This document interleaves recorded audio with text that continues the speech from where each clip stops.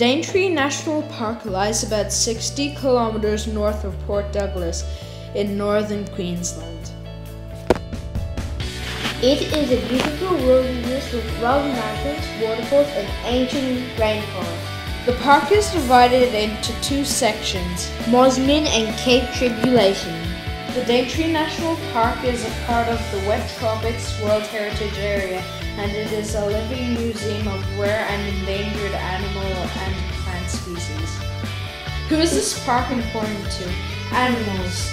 There are 430 bird species, 23 reptile species, 13 species of amphibians, Australian mammals.